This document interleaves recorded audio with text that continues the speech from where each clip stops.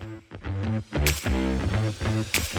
right, what's up, guys? We are back with another episode this week, and again, there's just not much going on. Like, I don't know what's been going on in pickleball. Yeah, things are slowing down. This is weird. This might be one of the slowest weeks I've seen in a very long time. Not even weeks, but it just feels like a stretch of weeks. Yeah. Like, we're like 2 or 3 weeks now of like kind of slow. Very little information. But you know what? That's okay. We've got some funny stories for you this week, and one of the main topics we're going to be talking about this week is like, are there paddles that are like better for higher level players? Like, you know, you just wouldn't use these or shouldn't really use them at a lower level. Doesn't mean you can't, but it just might not be optimal. Might hinder you a little. Yeah. So we're going to talk about that, but we do have a few little pieces of news we want to get through. Yeah.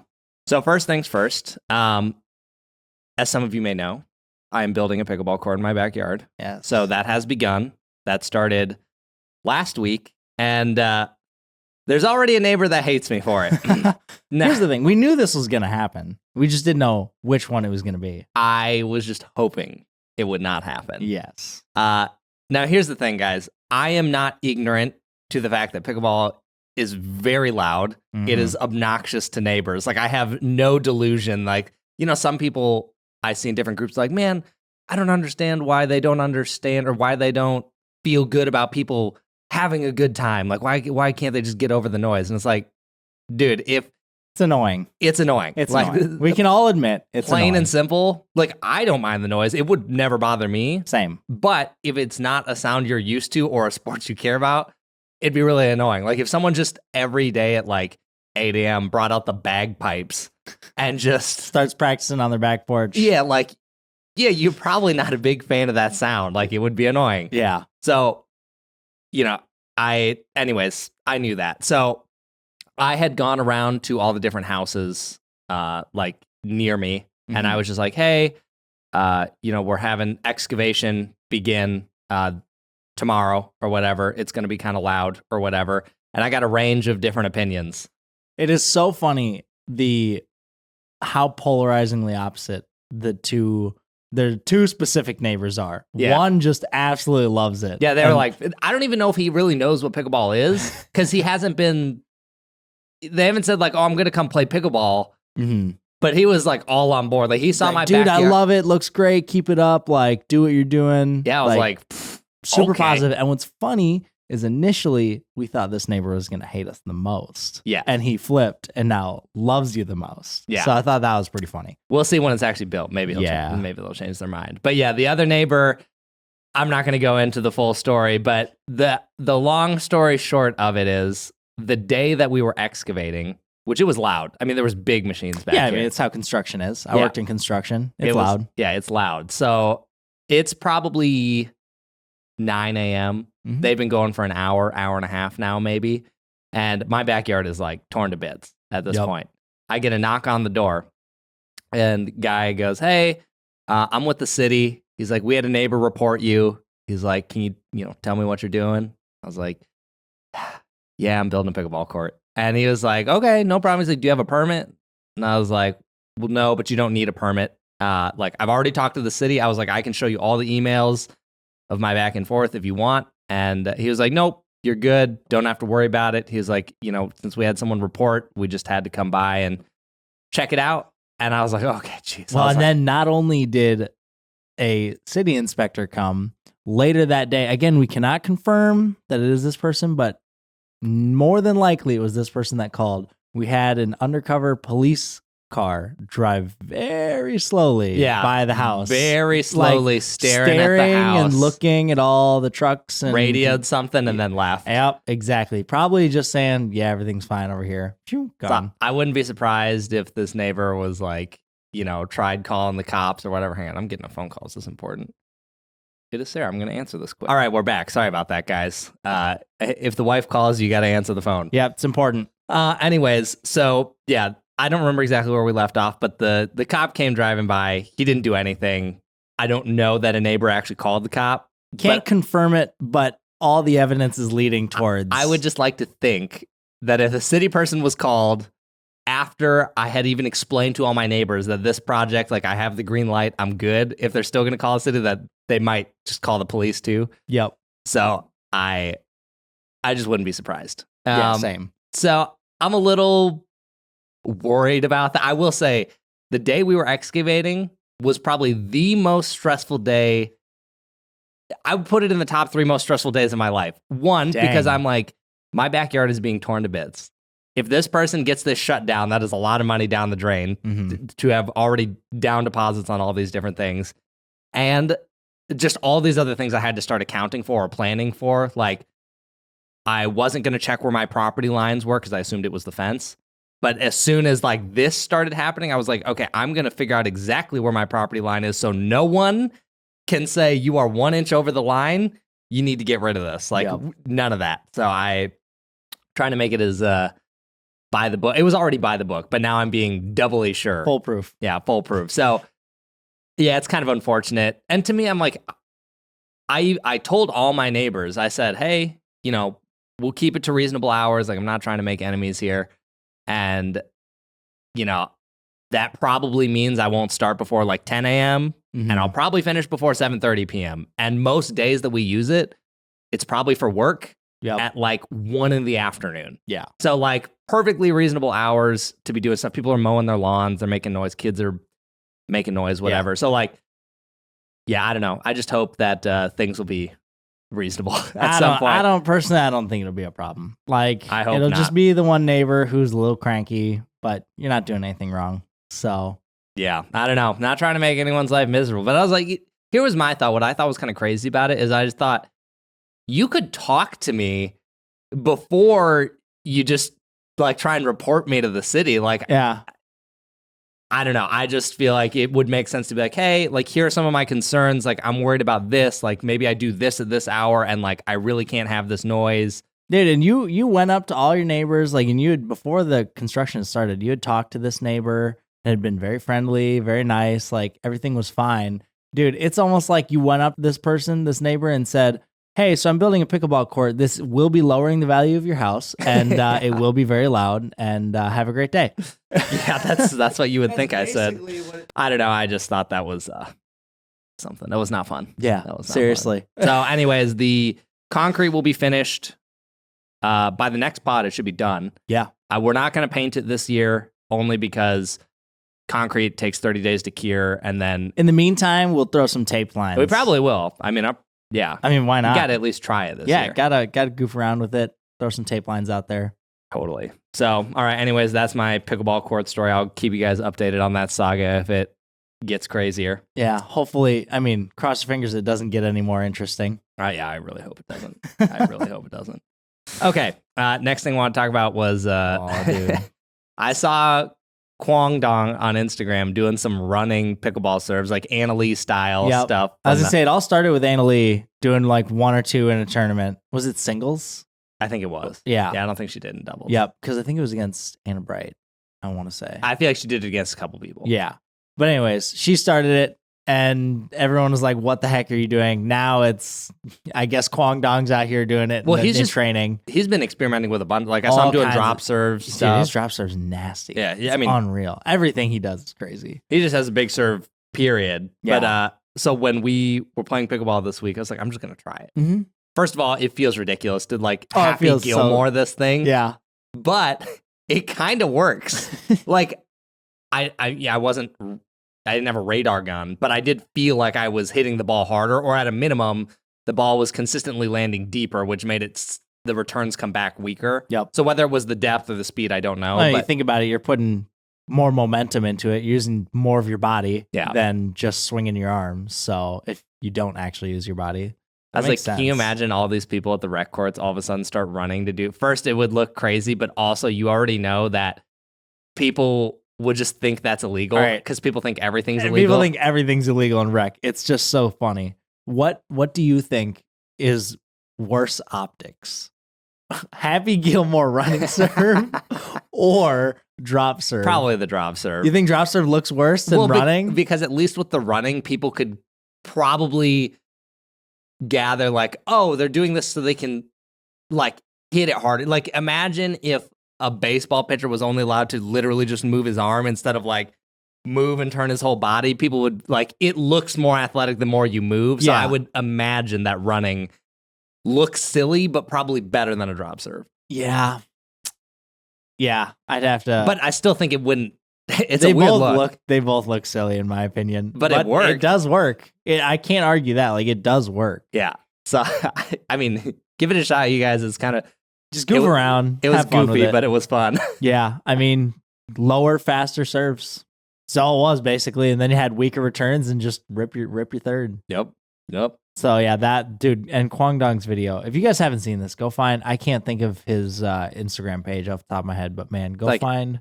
Avatar ball bender or something. Yeah, something Avatar something. Yeah. But find his Instagram and dude, just scroll through a couple of his training videos. They're insane. Nobody trains as hard as Kwang Dong. It's brutal out there. Yeah, I mean, just his dad with a gearbox. You're just like, okay, well, if you can handle the gearbox, you can probably handle anything. Not even mid-court, just slapping balls at him. Yeah. And dude, his dad hits some crazy resets. Like Kwang Dong's hitting like as hard as he can, speed ups off the bounce, and his dad is just standing there blocking the ball perfectly into the kitchen with a gearbox. It's probably super broken in. Yeah. So, man, props to that guy. I'm sure that thing is well loved at this point. Exactly. All right, so we had to talk about this. So this week, our middle brother got married. Just got married this weekend. It was awesome. A lot of fun. And they met through pickleball. Yes. And as we were like a day before the wedding, maybe 2 days before the wedding, I just had this realization. So I thought I should tell this story on the podcast. One singular friend basically changed the whole trajectory of all of our lives. Yes. Because of pickleball. Yes. So one of my friends who I've done video with, I was actually his intern. Yep. You interned for him. Way back in the day. This was, 2016, almost 10 years ago. So that's crazy. Anyways, we've been friends for a long time. And 2021, he hits me up and he's like, hey, you want to play pickleball? He's like, I know you like tennis, so you probably like this. And I was like, what is pickleball? Yep. So we went out and played. We actually played on a tennis court. I don't even know if there were actually pickleball lines or if we just used the tennis service box. I can't remember. I should go back to those courts because they're not super far from here. But anyways, I can't remember. Got my butt kicked. Loved it immediately. I maybe played with him one time after that.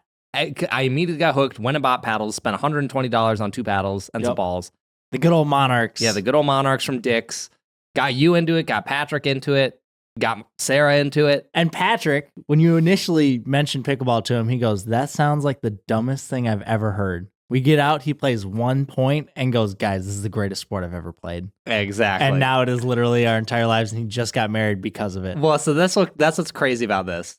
This guy getting me into pickleball basically got me a job in pickleball. Yep. Me having this job in pickleball got you a job in pickleball. Yep.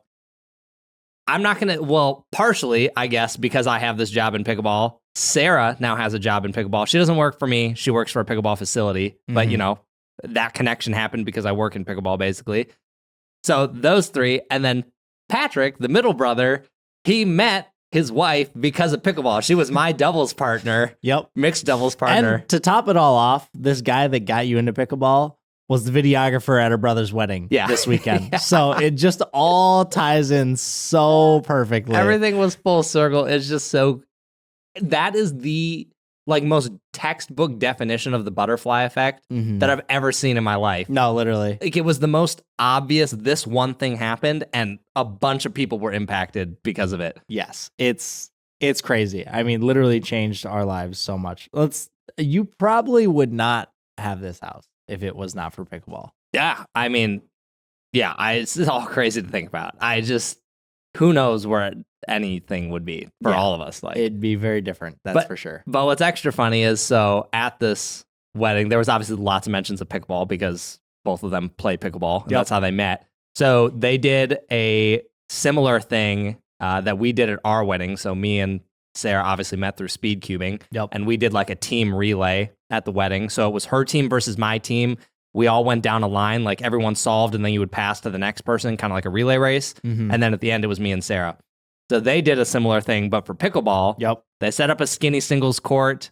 It wasn't on a real court. It was on a like kind of cobblestone. It was, like cobblestone or more like pavers. Pavers. It was on pavers, so it had some pretty awkward bounces a few times. There were definitely some awkward bounces, but it made for a lot of good laughs, which is all that really mattered. Yes. So they did it like MLP team style, like a dream breaker. Yep. So it was you versus one other person in skinny singles. You played 5 points instead of 4. Yep. And then you kept swapping after that, rally scoring. And then obviously ended with the bride and groom. And it was really dark when we did this. Oh my gosh. There was no sunlight. There were some speeches that went a little long, and schedule started to fall off. Well, it wasn't even really the speeches. We were just behind by the time we were just behind in general. But that's just how weddings go. That's just exactly. I think the same thing happened at my wedding too. But yeah, it got very dark. It was outdoors, and there was just some string tube lights, and one other light, and one other small light. Yeah, trying to light it up. So like where the net was kind of lit, and then it would get dark, and then the baselines were just barely lit a little bit. So you would hit the ball, see it, and then right as it gets up to you, gone. You have no clue where the ball is. There were so many. I feel like all the points were so funny, especially the pickleball people. Since all the pickleball people knew each other, everyone was like chirping a little bit. Yep. And it was just, and it's so funny because like, we're not even talking skinny singles court like it was half, like the actual length. It was like half the length of a pickleball court. So it was even smaller. It was like 25 feet or something. It was really short. Yeah. Actually, no, it wasn't that far off. Now that I'm remembering, it was, I'm trying to think. It was 19 feet from baseline to kitchen, or not kitchen, to the net. So it was definitely a little short, but it was not as short as we were expecting it to be. So it was almost total 40 feet long. Okay, gotcha. Close. So close. Yeah, anyways, close. It was just a lot of fun. It was super fun. Like everyone, the bride's team did win. I was on the bride's team. Let's just make that clear. All of the pickleball people were so funny though after we won because they were like, "Dude, that's bad for the brand. Like you can't be winning things like exactly. this." It doesn't fit the 3-5 brand. It's winning too much lately. Yeah. So, anyways, it was a lot of fun. Wedding was fun. It was cool to see another sibling get married, and obviously because of pickleball was pretty cool to see. So 2 down, 2 to go. 2 down, 2 to go. Gonna need some more pickleball up in here. Dude, seriously. Need some more pickleball up in here. So, but yeah. Anyways, that is our news updates for this week. Yep. And now we'll get to our main topic. Main topic here, baby. Which is basically what paddle makes you play your best pickleball? And are there paddles that should be almost like used by better players? So one example that you and I are both familiar with, you're more familiar than I am. Mm-hmm. I've played a little bit of golf, but I'm by no means a golfer. But my understanding is that blades in golf are very hard to use, and cavity back is like more forgiving. Yep. So that's better for most people. But if you can hit the center, the blades are really good. Yes. And I was thinking that for pickleball, the entire time I've been in pickleball, that hasn't really been a thing. There's been a couple paddles here and there, but largely it's like whoever wants to use whatever paddle, just use it. There's not like this one is too hard to use. Well, and when we first got into pickleball, that really didn't exist. There wasn't a cavity back blade equivalent. Yeah. All paddles were just, they just were what they were. They were just, like some were, it was like, the Electra Model E had more spin because it had a raw carbon fiber surface. But it wasn't necessarily harder to use. Exactly. So it wasn't like, different. There wasn't a big trade-off where, hey, you've got to be a really skilled player to use this. But if you are, your performance, it can benefit from it. You benefit immensely. Where, no, it's just like, okay, it's just a static, like you're guaranteed you get better spin. Yeah. And like you might change the feel and the shape might be different, but it's just like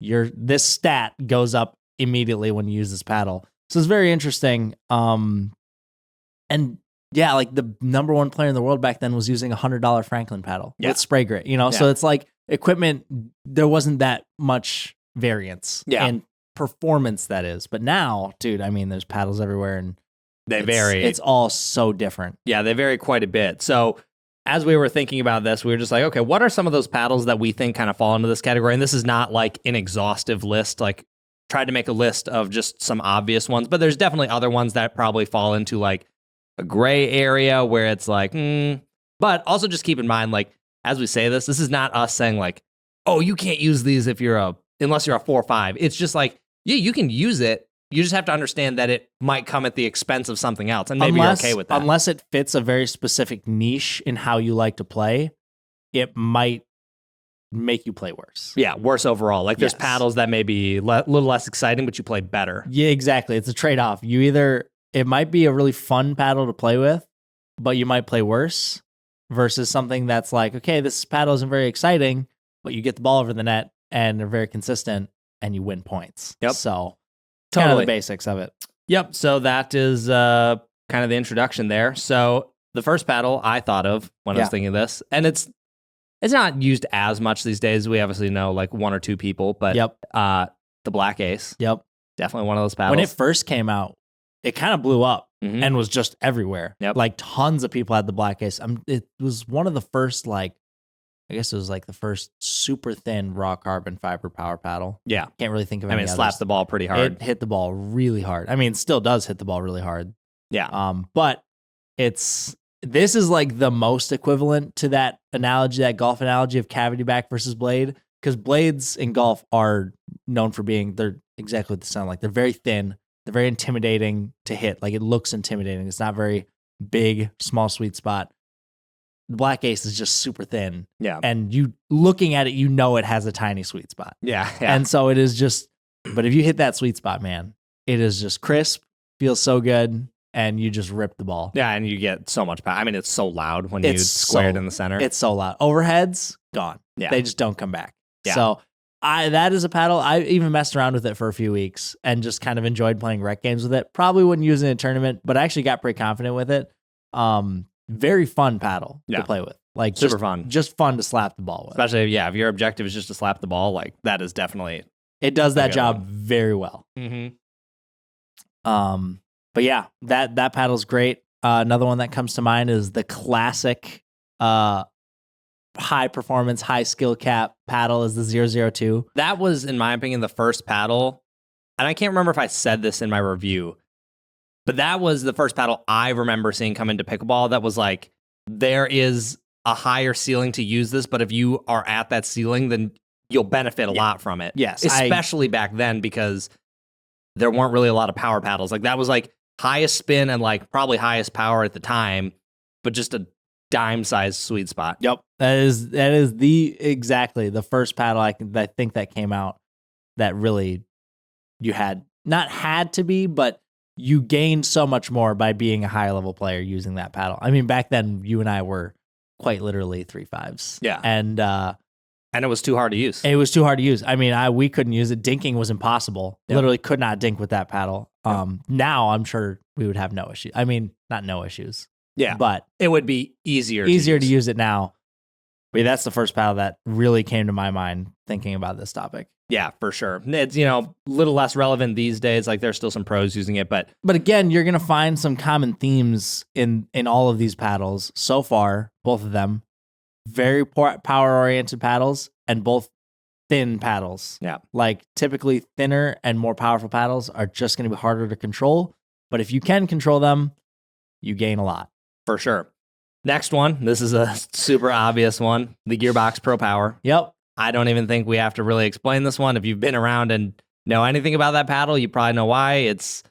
Once it's broken in, it's the hardest hitting paddle on the market. Just launches the ball. Sweet spot's not gigantic. I do think it's better than maybe the last two we talked about. Yeah, I'd say so. But it's still, it's a small sweet spot, and there is like a power drop off when you miss. But dude, when you land that thing, it just, if you really want to slap the ball, that thing, oh my gosh. I mean, nothing's going to slap it literally harder. Nothing that hits the ball harder than that paddle. It is at the top of the hill. But it is, I think we saw this happen, and this kind of just happens with power paddles, and I've seen it enough times now to just know this is going to happen every time, and I will bet you money if and when the Ripple comes out, we're going to see the same thing. I'm sure. Everyone gets super excited about it because it is a high performance paddle and has benefits that are extremely appealing. Yep. And then everyone gets really excited and everyone goes on by because like with the Gearbox, so many people had the Gearbox. Oh my when gosh, it came dude. out. At Nationals, literally every other court was a Gearbox. Yeah. It was ridiculous. Yeah, they were everywhere.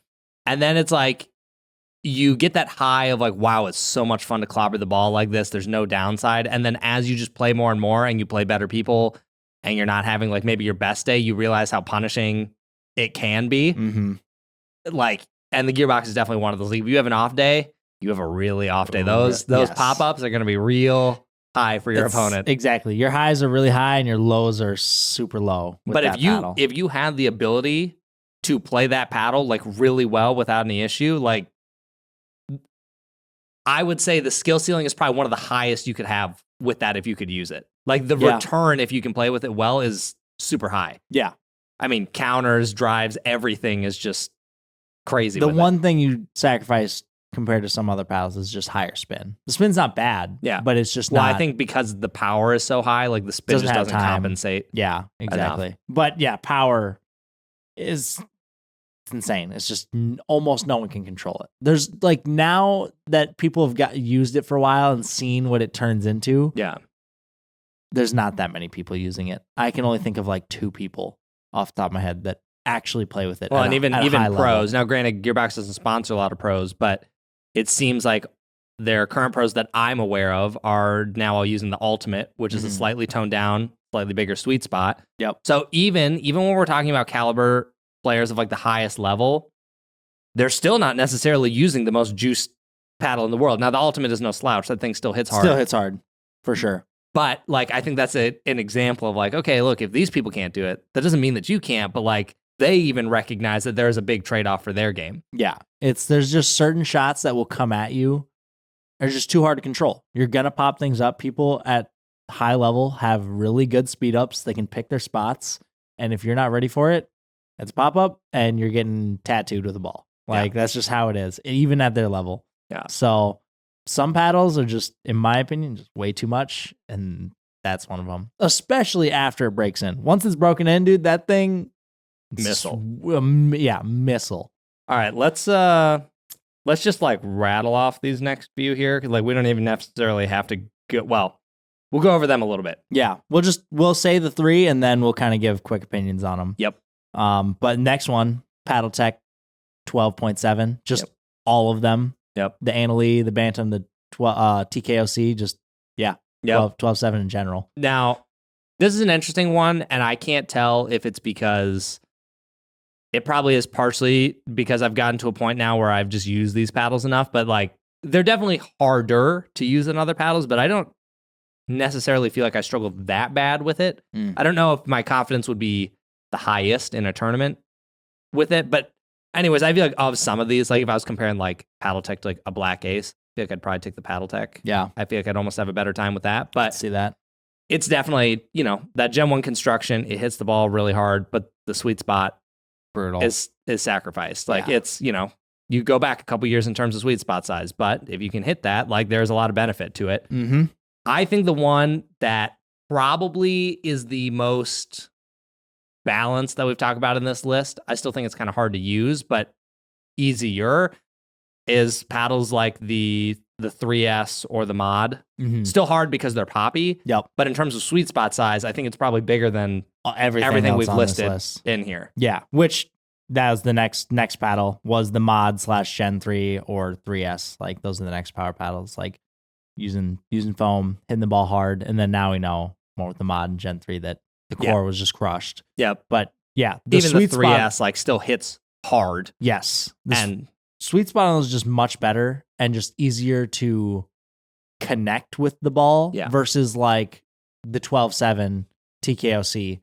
Yeah, it's just hard to feel that connection with the ball and hit a crisp shot. Yeah, like as you get outside of that immediate center, like you just feel it more quickly. Where I feel like, something on like the 3S, it's like, I didn't, not great, but I still got decent energy return or whatever. Yep. So I feel like that helps. But yeah, I mean, out of all of those, I think that is probably the best. And I would also, I don't want to generalize too much, but I do think 14 millimeter paddles in general fall into this category, like loosely. So like what we just listed, I would say if you had like a spectrum of like easy to use, hard to use, and then just like somewhere in the middle is like, it's probably fine for a lot of people. These are all on the far end of the spectrum. And then if I took like a 14 millimeter, it depends on the 14. Yep. but they're somewhere in the like slightly past the average mark and is like creeping into harder to use. Yes. And there's just certain shapes as well. We haven't talked about this. There's just certain shapes that play into more power than others. Yeah. Like obviously let's just go back, compare Gen 2 versus Gen 2. A 14 millimeter Perseus versus a 14 millimeter Mach 2 Forza. Yeah, totally. The Perseus is going to hit way harder than the Mach 2. Yeah. Like it's just, so certain shapes also play just into that elongated role. versus standard is like, you know, you're usually going to hit the ball harder. One's going to be harder to play with and one's going to hit harder. So not this 14 millimeter thing does not apply to all 14 millimeter paddles. Yes. Just some. But generally, even if you took like a 14 millimeter Forza Mach 2 versus the 16's almost always going to be easier to use. Yeah. Now, of course, like everyone is different. People are going to have different preferences. Like some things for certain people, they're just going to like thinner paddles and they feel better. They play better. Everything Faster is better. in the hands. Yeah. So it's not exclusively, but if I was going to like, if I was helping someone pick a paddle and I had to like take a generalization out the gate, it would be like, okay, 14s are going to be harder to use. Yep. You might not want to start with that. Unless you have, and I've talked about this previously, unless you have a prior injury or shoulder injury or something that prevents you from swinging a heavier paddle, I would stay away from 14 millimeter paddles if you're getting into pickleball. Like if you're new to pickleball, you're looking to buy your first paddle, and you don't have issues with any of those things I previously mentioned, I would buy a 16 millimeter paddle. It'll just be a more enjoyable experience, easier to play. It'll feel better.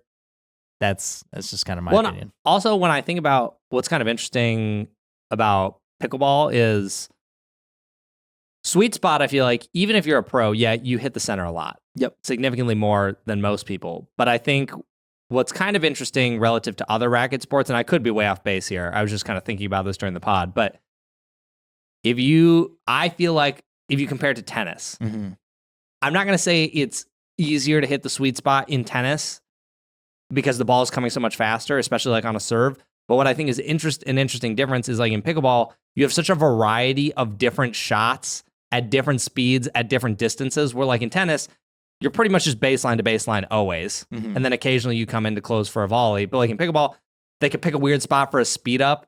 And it's like, you're just like contorting your arm in a really weird way. And like, you're not always going to land center. Right. Which is probably why, again, with like a Gearbox Pro Power, you don't see like all their pros using it. Exactly. Like pickleball is just unpredictable in how the game is played. And I think that sweet spot matters like across the board. Now, to some people, they may want the power over the sweet spot in some instances, but like you're just doing weird stuff. With the tennis versus pickleball thing, it's interesting because tennis is just such a larger court, and you're almost, not always, but a lot of times it's just baseline to baseline, right?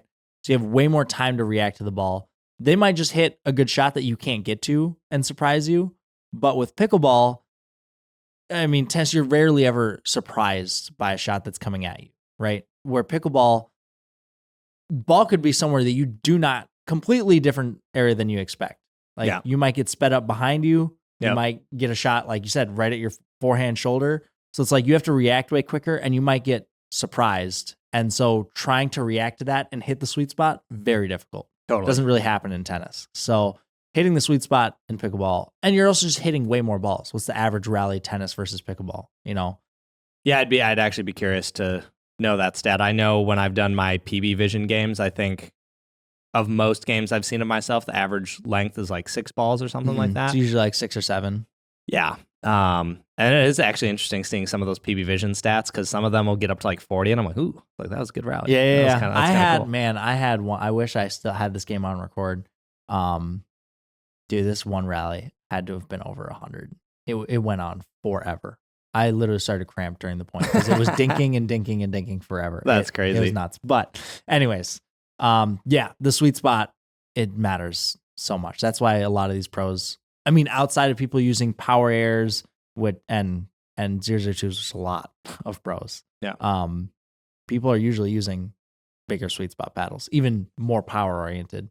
Yeah. No, I mean, I think it's just, like stuff like the power air is kind of weird because it's been around forever, but it's like high power, small sweet spot, but they don't have another paddle that's like high power and competes with the sweet spot. So I was like, okay, you want the larger sweet spot? Well, we've get reduced Lux. your power quite a bit, and the pros usually don't want that. They need, I mean, like Jack Sock, he learned very quickly that power matters. Yes, he definitely learned. Okay, so those are some of the paddles that we think are harder to use, and now we just had some paddles that we'll cruise through really quick that we think are kind of great just for all the different levels, or at least more so than the paddles we just talked about.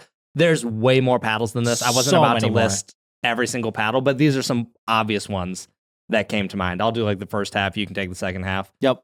So Vatic Prism line, still a great line. I mean, you've got people like Augie. Who are pros rocking that thing, and they're just fine.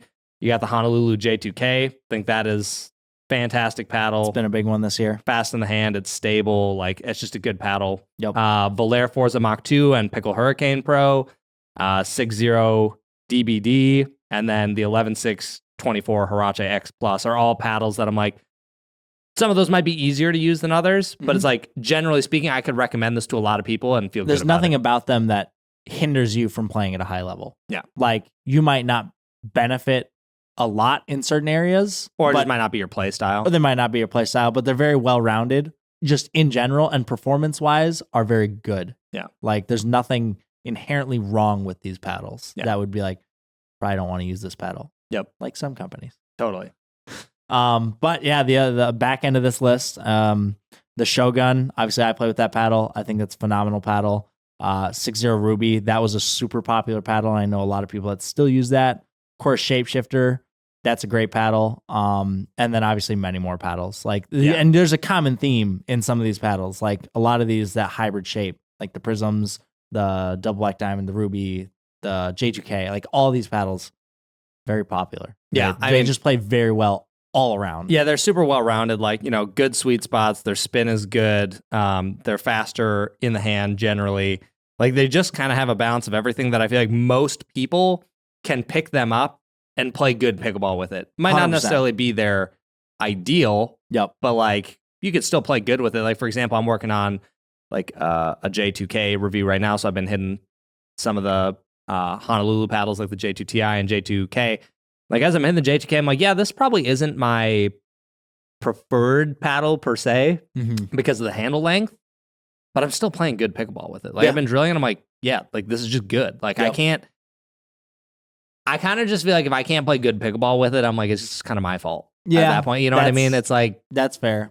There are some paddles that you can't play well with and it's the paddle's fault. But nowadays, mostly, like, just looking at pretty much everything on this wall, like, if I'm not playing good pickleball with it, it is more than likely my fault. There's only a couple paddles on this wall I'm looking at that I'm like, that doesn't apply to. Yeah. But the majority it does. Yeah, totally.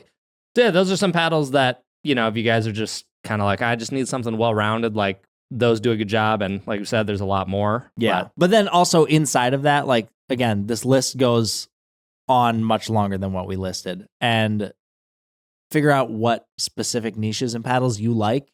And like, if you play with, I don't know, a Carbon 1X, you're probably, and you like that style paddle, you're probably not going to like the Forza Mach 2 very much. Yeah. I mean, I can't guarantee that, but just based on paddle style, probably true. They're pretty different. They're very different. Like, I have a lot of paddle preferences and I know what I specifically play best with and what I like, and I'm going to stick to those. Everyone has a preference. So just because we say these paddles are good doesn't mean you will guarantee to like them. Totally. All right. Well, that was that main topic. You guys can let us know what you think if you've experienced that. I just feel like with all these different power paddles coming out, we've seen it like every single time.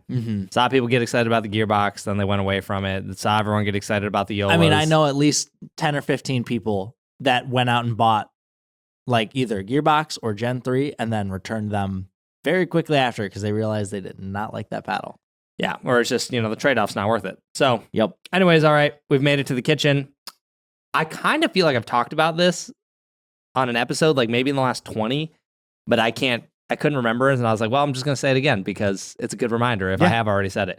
So, I'm trying to drill more as of recently.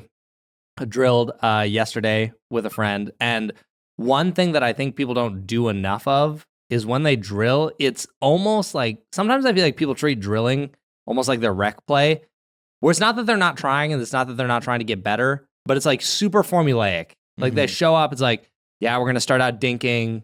Then maybe we're going to play some dink games. Maybe we'll introduce some speed ups. Now we're going to do some like 7-11 or skinny singles or something along those lines. It's kind of just all this routine. And there's nothing wrong with that. I think you can still improve from that.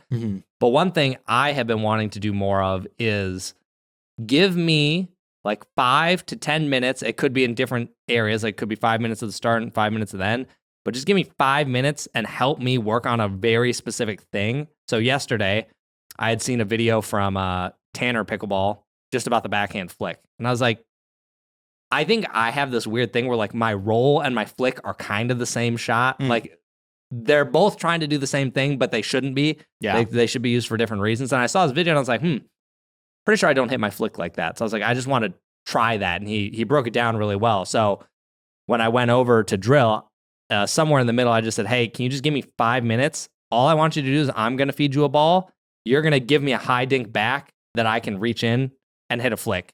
And then you're just going to catch the ball and we're just going to do it again. Yeah. It's like he doesn't really benefit anything from this, which is why I try and limit it to like 5 minutes. You'd be surprised how many reps you can get in that 5 minutes. Like within 5 minutes, I had already identified a couple things that I was like, okay, here's why I'm like missing this, or this ball is too low for me to be able to do that, or here's the motion.